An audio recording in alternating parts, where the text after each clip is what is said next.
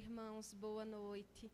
Antes de mais nada, eu quero fazer um agradecimento ao meu pastor Pedro, ao meu pastor Braga, minha pastora Ruth, às minhas dirigentes pela confiança, pelo convite. Muito obrigada mesmo, certo? Como a pastora já falou, todos os nossos visitantes são bem-vindos. Estou honrada e feliz em estar nessa noite com vocês. E eu peço que vocês abram vossa Bíblia no livro do Êxodo. Livro do Êxodo, capítulo de número 14. E nós vamos ler a partir do versículo 15. Êxodo, capítulo 14, a partir do versículo 15. E a palavra de Deus vai nos dizer: Disse o Senhor a Moisés: Por que clamas a mim? Dize aos filhos de Israel que marchem. E tu, levanta o teu bordão, estende a mão sobre o mar e divide-o, para que os filhos de Israel passem pelo meio do mar em seco. Eis que eu endurecerei o coração dos egípcios, para que vos sigam e entrem nele. Serei glorificado em Faraó e em todo o seu exército, nos seus carros e nos seus cavalarianos. E os egípcios saberão que eu sou o Senhor, quando for glorificado em Faraó, nos seus carros e nos seus cavalarianos. Amém? Irmãos, Deus escolhe Abraão. Deus chama Abraão. E a Bíblia vai nos dizer que Abraão teve um filho por nome de Isaque. Mas na frente Isaque vai ter um filho chamado Jacó. E Jacó também vai ter um filho chamado José. E nós sabemos que José tornou-se governador do Egito. E quando ele torna-se governador do Egito, toda a família de José é convidada a morar no Egito pelo próprio Faraó. Diz a Bíblia que 70 pessoas da família de José vão morar lá. E eles vão passar 430 anos morando naquele país. Eles não chegam lá como escravos. Não. Eles chegam lá em uma posição confortável. Eles chegam lá muito bem, obrigada. Eles são, afinal de contas, parentes do segundo homem mais importante do Egito. Eles são da família do grande governador. Eles são da família de José. Mas José morre. O tempo passa. E a Bíblia vai dizer que levanta-se um novo rei, um novo faraó. E esse novo rei, esse novo faraó não conhecia José. Ele não sabia o que José tinha feito pelo Egito. E esse novo faraó vai olhar para Israel e vai dizer o seguinte: esse povo é perigoso. Esse povo é muito grande.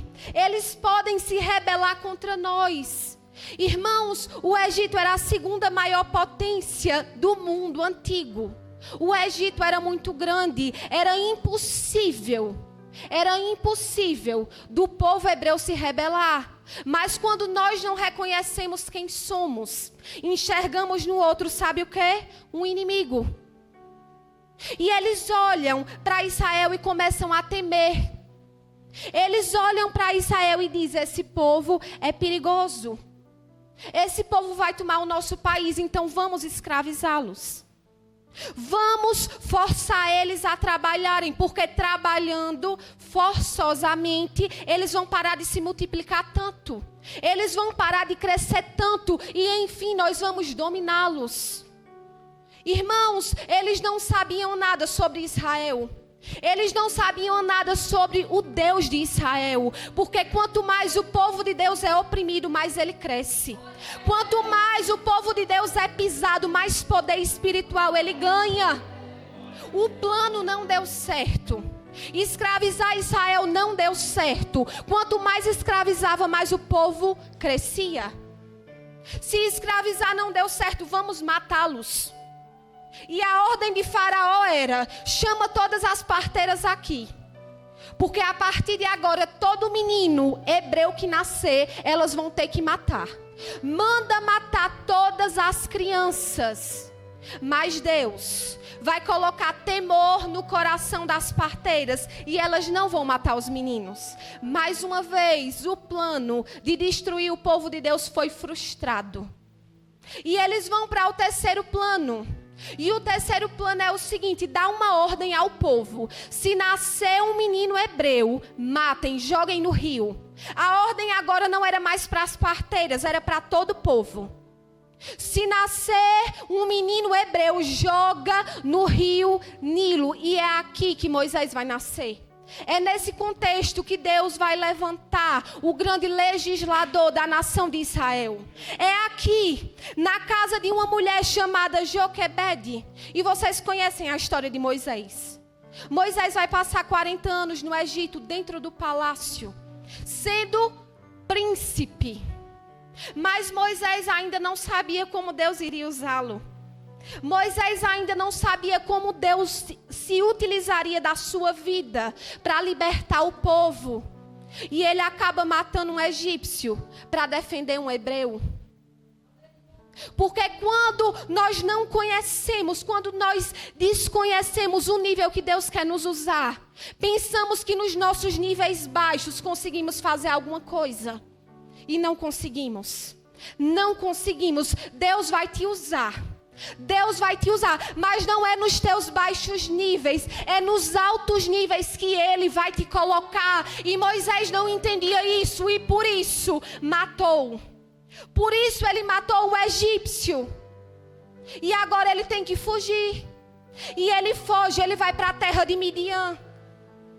Foge com medo, assombrado, apavorado, perseguido. E ele vai passar 40 anos no deserto de Midian.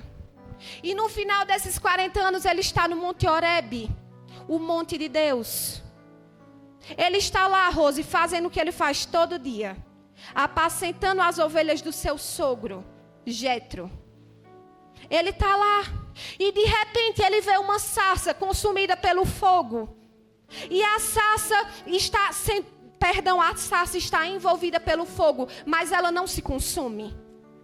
E ele olha e diz: eu vou me virar e ver o que está acontecendo, porque isso não é normal. Já era para esse fogo ter consumido a sarça. E ele se vira e olha, e uma voz poderosa brada do meio da sarça: Moisés, Moisés, tira a sandália dos teus pés, porque o lugar que tu estás é terra santa. Irmãos, Moisés estava acostumado com Horebe. Moisés estava acostumado com sarça. Todo dia ele via aquilo. Mas agora algo diferente aconteceu, o fogo envolveu. E eu quero te dizer uma coisa: você não precisa de marketing, você não precisa de publicidade, a igreja não precisa de publicidade, a igreja precisa de fogo. Homens e mulheres de Deus precisam de fogo, porque quando o fogo nos envolve, até quem nunca nos viu vai passar a ver. E Moisés agora ouve a voz de Deus. Moisés ouve a voz de Deus e a voz de Deus diz o seguinte: Moisés, sai daí, volta para o Egito. Agora Moisés vai conhecer o que é poder de Deus. Agora Moisés vai conhecer o que é sobrenatural de Deus. Moisés desce do Horebe, se despede da sua família, vai para o Egito, reencontra o seu irmão Arão. E lá ele vai se apresentar diante de Faraó para libertar o povo de Deus. E na medida que Deus está levantando Moisés para libertar o povo, Deus está endurecendo o coração de Faraó. Enquanto ele está se tornando libertador, na mesma medida Deus está endurecendo ainda mais o coração de Faraó. E deixa eu te dizer uma coisa: o coração de Faraó já era duro, viu? O coração de Faraó já era duro, porque quando ele disse: escraviza o povo de Deus, Deus ainda não tinha endurecido o coração dele. Quando ele disse: chama essas parteiras e manda matar os meninos, Deus ainda não tinha endurecido o coração dele. Quando ele falou assim: joga os meninos no rio, Deus ainda não tinha endurecido o coração dele. Mas Deus está dizendo assim: você quis ser duro? Você quis ser duro, agora você vai ver o que eu faço quando eu decido endurecer o coração de alguém. E agora o Egito está sendo balançado com 9 pragas. 9 pragas. E Moisés está negociando com Faraó. Moisés está negociando. E toda vez que Faraó quer abrir a guarda, Deus vai endurecer ainda mais o coração dele. Toda vez que Faraó quer retroceder, Deus vai lá e endurece ainda mais o coração dele. Mas Deus tinha uma sentença de 10 pragas. A sentença não era 9, não era 8, não era 7. A sentença era 10 pragas. E a 10ª praga tinha que cair. Os primogênitos dos egípcios iriam morrer. Os primogênitos dos egípcios iriam morrer. Deus estava dizendo: você tentou exterminar a minha semente, mas quem vai exterminar a tua semente sou eu. Você tentou matar o meu povo, mas sou eu quem vou matar o teu povo. Na terra de Gozém, os hebreus estavam lá. O sangue do cordeiro era aspergido nos umbrais das portas. O anjo da morte passava por cima, mas não entrava na casa do povo de Deus. Eles comem a Páscoa apressadamente. Eles calçam as suas sandálias, cingem os lombos. Pegam o cajado e vão. E estão saindo do Egito. Aí Moisés se levanta e diz o seguinte: vai lá nos egípcios e tira deles tudo que vocês puderem. Tira deles ouro, tira deles prata, tira deles vestes. Irmãos, a escravidão que durou 180 anos gerou pobreza, mas o povo de Deus não ia sair pobre. O povo de Deus não ia sair pobre. Israel entrou no Egito com 70 pessoas. E estava saindo com milhares. Eles estavam saindo mais ricos do que quando entraram. E os egípcios tremiam e temiam diante deles. E entregava todo o ouro, entregava toda a prata, entregava todas as vestes. E Faraó, obcecado, transtornado, desequilibrado, está olhando para Moisés e está dizendo assim: pega esse povo e vai embora. A Bíblia vai dizer que a 10ª praga, a morte dos primogênitos, aconteceu à noite. Sabe o que aconteceu, irmãos? Faraó não esperou amanhecer o dia para ir dar o recado a Moisés que podia ir embora. À noite mesmo ele mandou chamar. Chama esse Moisés e esse Arão, porque com esse Deus não se brinca. Com esse Deus não se brinca. Desaparece daqui com esse povo. E Moisés sai com o povo. Moisés sai de Ramsés, que é a capital do Egito.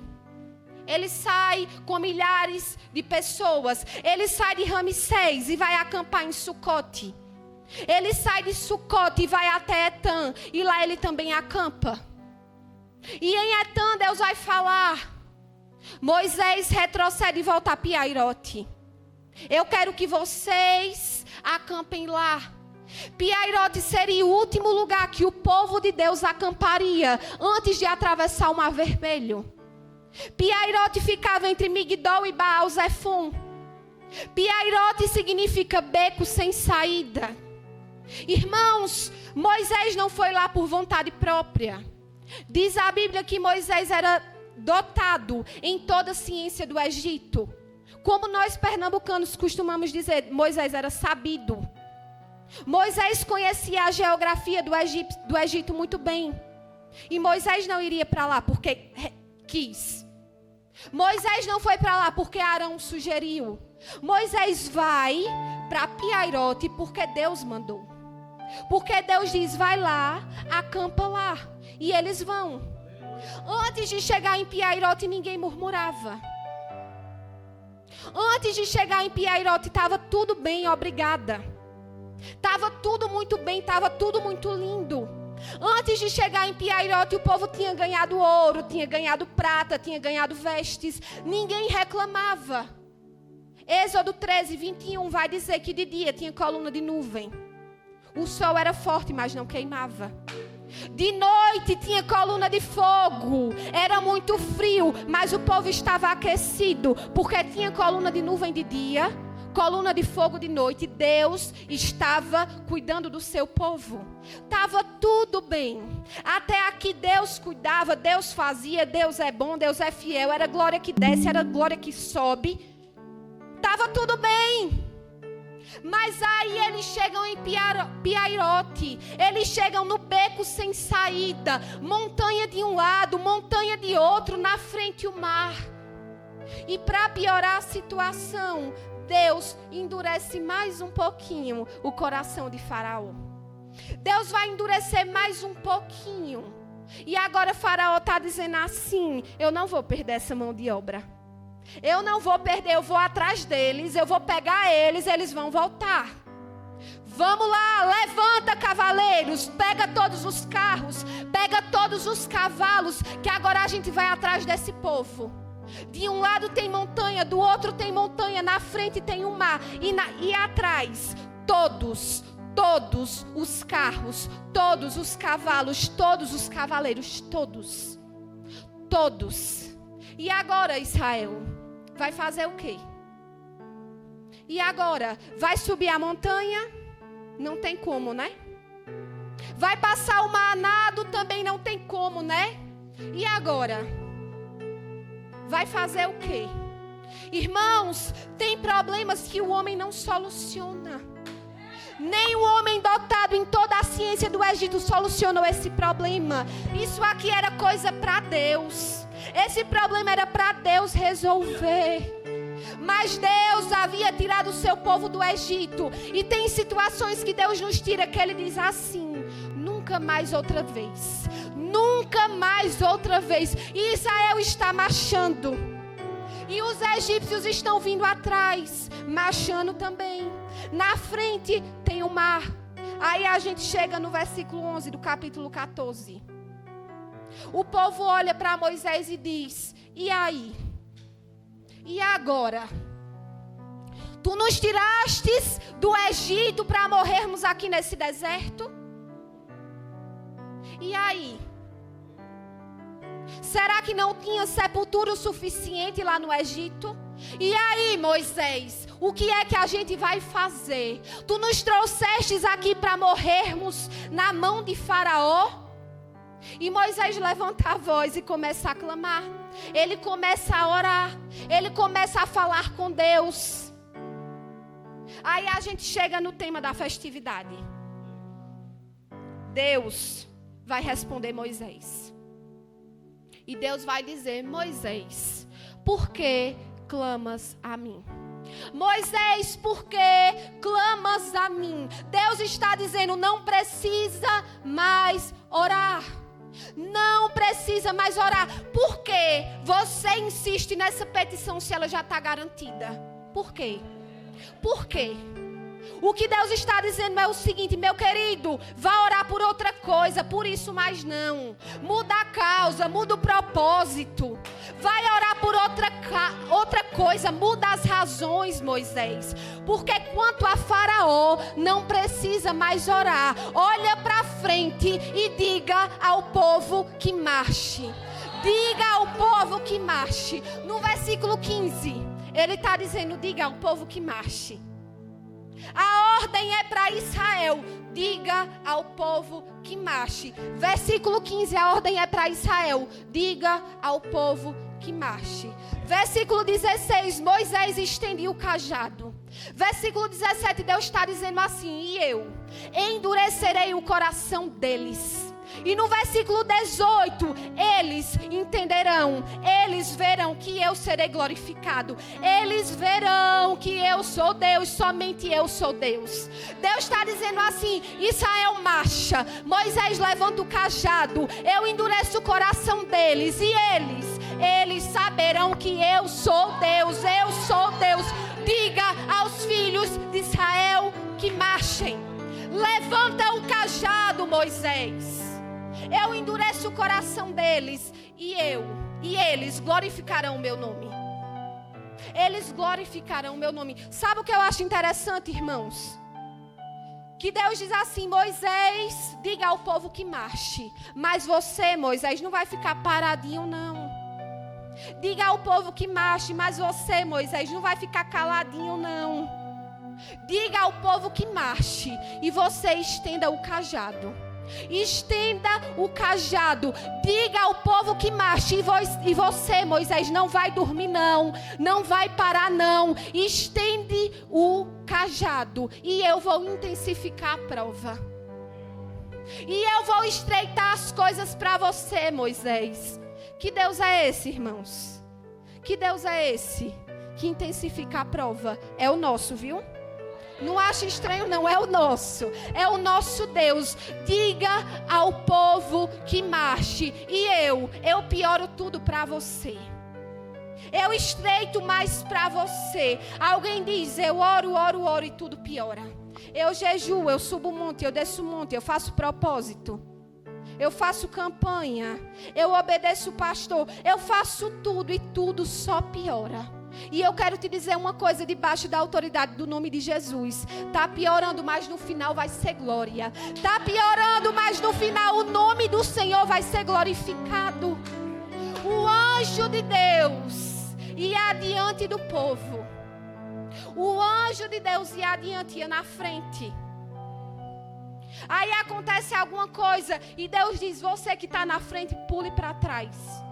Tem algo acontecendo nas costas e Deus está dizendo assim, o anjo precisa ir para trás. O anjo saiu da frente. O anjo saiu da frente do pelotão e foi para trás. O anjo foi para trás. Esse é o nosso Deus, irmãos. Esse é o nosso Deus, Ele nos guarda. Ele envia anjos. Ele envia anjos. E os seus anjos trabalham em nosso favor. Os seus anjos, Ele tem trabalhado ao nosso respeito. Ele tem trabalhado. Tinha coluna de nuvem. Tinha coluna de nuvem que ia adiante do povo. E a coluna de nuvem passa para trás também. E o que é essa coluna de nuvem? Essa coluna de nuvem representa a Shekinah de Deus. E Shekinah é a glória de Deus. É a glória que ilumina, mas também é a glória que esconde. Diante dos inimigos, a Shekinah esconde. Nos esconde. É a glória que ilumina e é a glória que esconde. Meu irmão, não se preocupe se não te chamaram, se não te convidaram, se não te chamou para pregar, se não te chamou para cantar, para reger. Não se preocupe. Essa é a glória de Deus, a glória que ilumina, mas a glória que também esconde. Não se preocupe com o seu desaparecimento, porque a glória de Deus é essa. Ela ilumina e ela também esconde. Ah, mas eu não estou tocando. É a glória de Deus que ilumina, mas também esconde. Ah, mas o pastor não me deu mais a oportunidade. É a glória de Deus que ilumina, mas também esconde. Ela esconde, viu? Aguente mais um pouquinho. O tempo do desaparecimento. Aguente mais um pouquinho o tempo da escuridão, porque a Shekinah, ela esconde. Porque a Shekinah esconde, mas futuramente ela também ilumina. E aquela nuvem, a Shekinah passa para trás. E estava na frente e vai para trás. E o texto vai dizer que a nuvem, a Shekinah, a glória de Deus, vai fazer separação entre Israel e os egípcios. Vai fazer separação. E eles não conseguiam chegar. Eles não conseguiam alcançar. Porque a Shekinah, porque a glória de Deus não deixava. Algumas coisas pararam de acontecer na tua frente. Algumas portas não estão se abrindo na tua frente. Alguns milagres não estão acontecendo na tua frente. Sabe por quê? Porque Deus achou por bem pegar o anjo que estava na frente e passar ele para trás para te proteger. Irmãos, o anjo passa para trás, a nuvem passa para trás. O anjo protege, a nuvem esconde.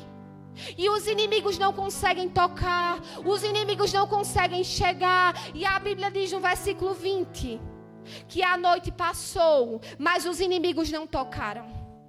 A noite passou e os inimigos não conseguiram se aproximar. Entenda uma coisa, às vezes Deus coloca uma nuvem entre você e aquilo que vem para te matar, e aquilo que vem para te destruir. Ah, meu irmão, o nosso Deus é soberano. E por mais que tentem, a nuvem, a glória não deixa. A nuvem não deixa, só vai te enxergar quem Deus permitir. Só vai te enxergar quem Deus permitir. Eles marcham. Eles estão marchando. E os egípcios também marchavam atrás. Os egípcios iam marchando atrás. Eles iam marchando na frente. E a nuvem estava no meio. A nuvem estava no meio. E os inimigos não tocavam. Os inimigos não enxergavam. Os inimigos não alcançavam. E eu quero te dizer algo. Podem até mandar recadinho. Mas se a glória estiver lá, eles não tocam. Pode mandar carro, pode mandar cavalo, pode mandar exército, pode mandar o que quiser. Mas se a glória de Deus estiver te escondendo, o inimigo não toca. Não toca, não toca. Satanás e seus demônios podem vir como quiser. Mas se a glória de Deus, estiver te cobrindo, não toca. Então Moisés estendeu o cajado. Moisés estende o cajado e Yahvé. Quem é Yahvé? Deus.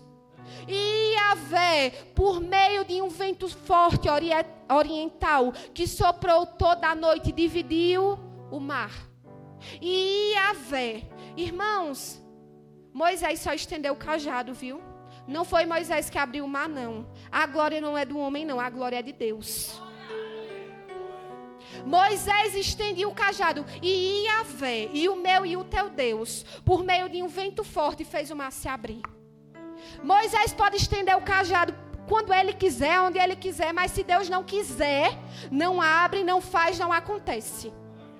Moisés estende a mão. Se Deus não fizer, não acontece. O poder não está no homem. O poder está em Deus. Está somente em Deus. E eu quero te dizer algo. O vento soprou.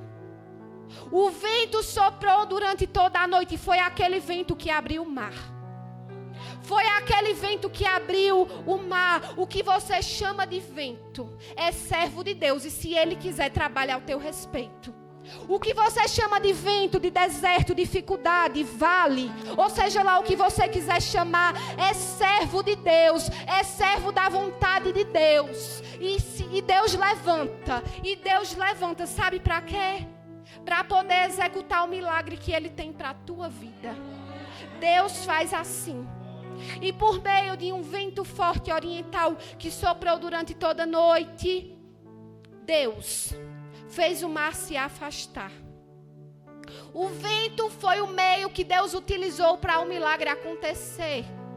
O vento foi o mecanismo. E duas paredes de água se formaram, uma à direita e uma à esquerda. Duas paredes, o mar se abriu ao meio. Eu quero que você entenda algo essa noite. Deus não aspirou a água do mar. Deus não secou a água do mar. Deus abriu o caminho. Tinha água de um lado, tinha água de outro. Deus abriu um caminho. Deus abriu um caminho. Mas tem gente besta pensando que aqui não tem água. Tem gente arrogante pensando que aqui não tem água. E de vez em quando faz uma gracinha, ó, e passa pra cá. Mas aqui tem água e aqui tem água. Tem abusado pensando que aqui não tem. Mas tem. E nós não podemos sair do caminho. Nós não podemos. Deus colocou duas paredes de água, uma à direita e outra à esquerda, para te lembrar. Todas as vezes que você quiser sair do caminho, não saia não, viu? Não saia não, porque o caminho é estreito. Quer chegar do outro lado, fica no caminho. Fica no caminho. Não desvia não, viu? Não desvia não. Porque para chegar do outro lado tem que permanecer. Porque na direita tu se afoga. Porque na esquerda tu afunda. Tem que permanecer. É necessário permanecer. Israel está passando pelo caminho. E eles estão passando. De um lado água, do outro também tem água. E eles estão passando. Eles estão passando. E a Bíblia diz que os egípcios os perseguiam. Eles perseguiam, mas lembra, né, que a nuvem está no meio. Eles perseguiam, mas não alcançavam. Eles perseguiam e não tocavam. Mas sabe o que acontece? Os egípcios cometem um erro gravíssimo. Os egípcios resolvem entrar no caminho. Ímpio entra em caminho, irmãos? Não entra, não. Os egípcios tentam entrar no caminho e eles entram. Eles entram e diz a Bíblia que eles entram com todos os carros, com todos os cavaleiros, com todos os carros. Eles entram, todos. E Deus deixa. Deus permite. E eles vão. Eles viram parede de água de um lado, parede de água de outro. E eles não sabiam o que era aquilo. Não sabiam se aquilo era espiritual, se aquilo era natural. Eles não sabiam se era fenômeno da natureza. Se deu certo para os hebreus, vai dar certo para a gente. Vai não, viu? Vai não, viu? Eles entram com tudo. Quem é natural é natural. Quem é espiritual é espiritual. Eles tiveram que descobrir que não existe amostra grátis de milagre. Eles tiveram que descobrir que milagre é para quem anda no caminho. Milagre é para quem anda no caminho. Milagre é para quem está na presença de Deus. Milagre é para quem é fiel. Eles entram. E quando eles estão marchando, sem conseguir tocar em Israel, já era madrugada. O versículo 24 vai dizer que pouco antes da alvorada, do alto de uma coluna de fogo, Yahvé olha para os egípcios. Do alto da coluna de fogo. Sabe que horas é a alvorada? Entre 2 e 6 da manhã.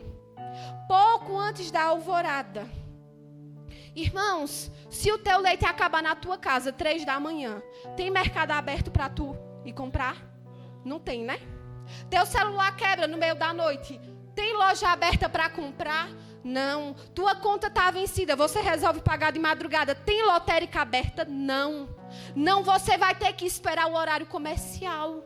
Você vai ter que esperar as coisas abrirem, tem que esperar o dia amanhecer. Mas a Bíblia diz que perto da alvorada, entre 2 e 6 da manhã, quando ninguém resolve nada, quando ninguém pode fazer nada, aí Deus, do alto de uma coluna de fogo, vai trabalhar. É nessa hora que Deus vai trabalhar, na hora que ninguém resolve nada. Sabe aquele problema que ninguém resolve, que o médico não resolve, que teu dinheiro não resolve, que tua família virou as costas? Sabe esse problema? Sabe quando nada e ninguém resolve? É nessa hora que Deus trabalha por nós. É nessa hora que Deus se levanta. E pouco antes da alvorada, Deus, do alto da coluna de fogo, vai fazer, sabe o quê? Colocar temor e confusão no meio dos egípcios. Temor e doidiça na cabeça dos egípcios. Deus vai lançar temor. E o mesmo Deus que lança o temor vai fazer, sabe o quê? Vai emperrar as rodas dos carros dos egípcios. E algumas traduções dizem que Deus vai arrancar, que Deus vai tirar as rodas dos carros dos egípcios. Deus resolve descer. O dono de tudo, de todas as coisas, o Criador de tudo, resolve descer. O dono de todas as coisas resolve descer para causar um engarrafamento no meio do mar. Ele desce. Aí tem crente que diz assim: Deus não resolve tudo, Deus não faz tudo. Tem coisa que não é para Deus, tem coisa que Deus não faz, tem coisa que é para o homem. Eu quero te dizer uma coisa: se for assim é na tua casa, porque na minha quem manda tudo é Deus. Se o carro quebrar, glória a Deus. Se o voo atrasar, glória a Deus. Se não aconteceu, se fulano não chegou, se não deu certo, se ele recusou, louvado seja o nome do Senhor, porque eu sei que todas as coisas cooperam para o bem dos que amam a Deus. O meu Deus, ele desce para emperrar carro de gente besta. O meu Deus, ele desce para emperrar o carro e para dizer: quem manda sou eu quero ver tu alcançar o meu povo. E ele emperra. Eu arranco a roda quando eu quero. Ele diz: eu arranco a roda, eu quero ver, toca no meu servo. Eu arranco. E Faraó perdeu a roda. Eu quero ver ele chegar. Com muitos sacrifícios, os egípcios chegam no meio do caminho. Eles chegam. Eles conseguiram entrar até o meio do mar. Aí Deus vai dizer a Moisés: estende a vara, estende o cajado, porque é o mesmo cajado que fez abrir, vai fazer fechar. Estende o cajado, e ele estende, e a água vai se fechar, e vai encobrir todos os cavalos, todos os cavaleiros e todos os carros. E nenhum dos egípcios que entraram no mar sobreviveu. Mas Israel, o povo de Deus, atravessou a pé enxuto. Irmãos, nem em lama eles pisaram, nem em poça d'água eles pisaram. Sabe por quê? Porque Deus cria caminhos para aquele que anda no caminho. Deus coloca chão para você pisar quando você anda no caminho. E Israel chega do outro lado, e o versículo 30 vai dizer que naquele dia Yahvé salvou os filhos de Israel das mãos dos egípcios. E os israelitas puderam contemplar. Os israelitas puderam contemplar os corpos dos egípcios. Mas no capítulo 14 tem um momento que Moisés diz o seguinte: olha, sabe esses egípcios? Tu nunca mais vai ver eles. E que negócio é esse? Ele não disse que a gente nunca mais ia ver? E por que a gente está vendo? Por quê? Por quê? Sabe o que Deus está dizendo aqui, irmãos? Sabe o que Deus está dizendo? Ele não vai desaparecer com os nossos inimigos. Ele não vai desaparecer. Mas sabe aquela arrogância? Sabe aquela altivez? Sabe aquela soberba que eles têm? Eu sou, eu tenho, eu mando. Sabe aquela arrogânciazinha? Deus está dizendo assim: nunca mais você os verá dessa forma. Nunca mais. O leão vai virar gatinho. O leão vai virar gatinho. Porque uma coisa é antes do mar vermelho. Uma coisa é antes do mar vermelho dar uma surra neles. Uma coisa é antes de Deus arrancar os carros, e outra coisa é depois, quando eles conseguem enxergar que Deus, o Deus dos egípcios, o Deus dos hebreus, somente Ele é Deus. Uma coisa é depois. A segunda maior potência do mundo estava humilhada diante da potente mão de Deus.